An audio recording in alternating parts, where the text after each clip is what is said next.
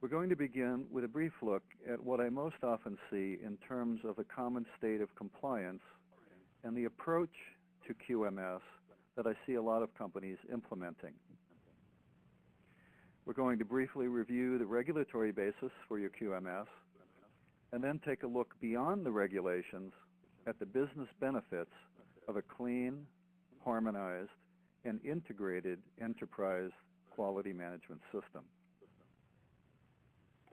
Following that, we'll dive into a brief discussion on how to implement a QMS, or for those of you who have already have a QMS, how you may be able to further optimize your system. We'll do that through a QMS maturity model, which USDM has developed, which will provide us a simple way of gauging where you are currently at in the maturation cycle and what level you would like to move your QMS to.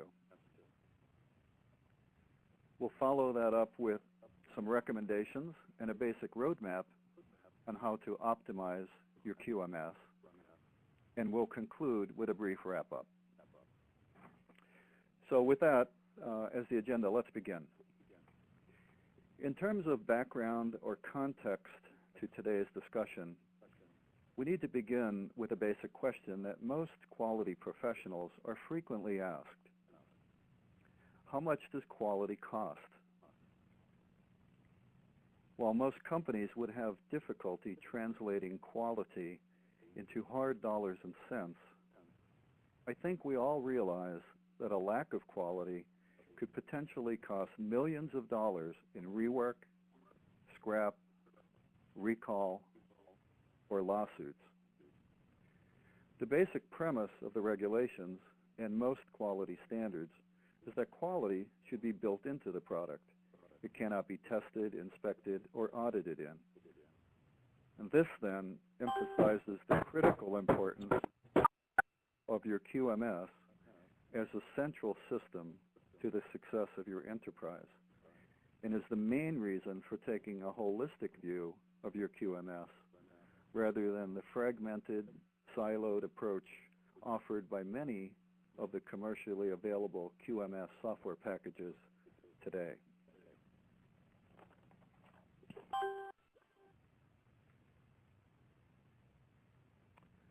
So what I'd like to summarize here for you is a brief snapshot of what I most often find as the approach to QMS that many companies have taken and some of the pitfalls which you should avoid.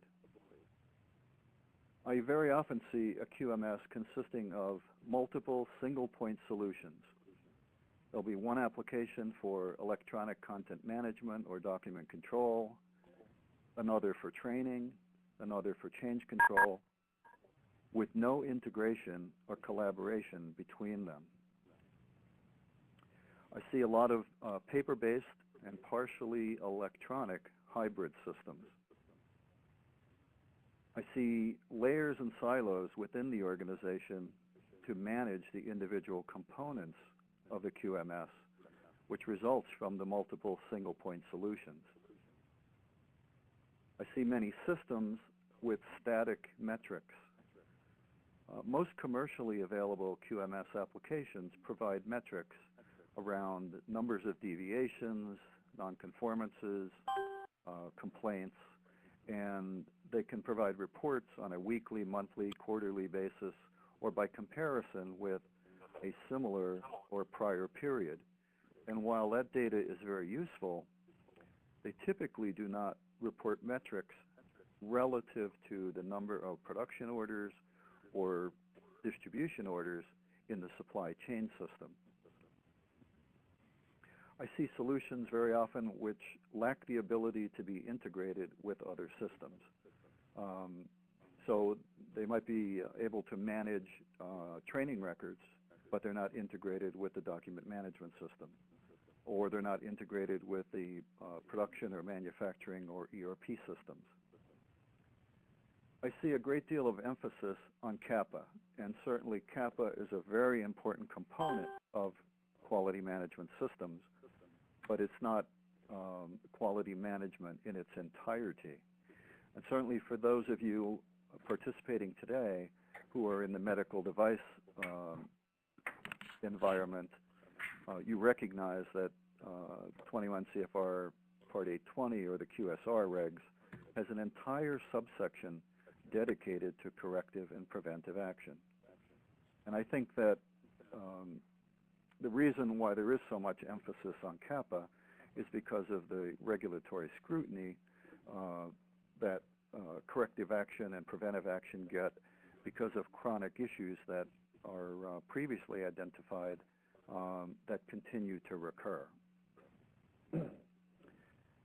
I also typically find with a lot of companies that their QMS systems have a lot of non-value added activities, checks, and sign-offs that have a way over a number of years of creeping in. And very often I'll ask the client why they have a particular sign-off at a certain point in their process, or why they're performing a certain check. And the response that I typically get is because, well, we had an audit by so-and-so, and as part of our corrective action, we layered on these additional quality checks or sign-offs. Basically, that amounts to many companies often throwing money at problems or layering on additional in-process or final checks or sign-offs rather than solving the true root cause.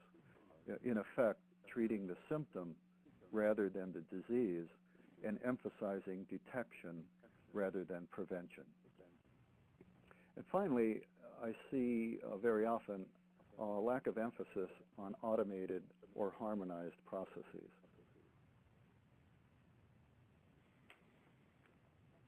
I don't want to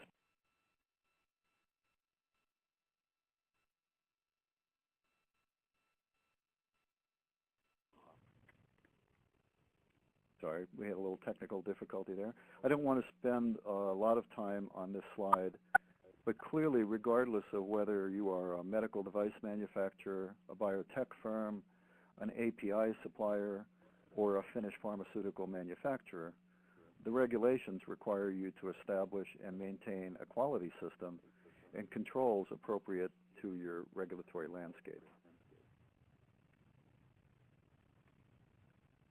So let's take a broader view and look beyond the regulations.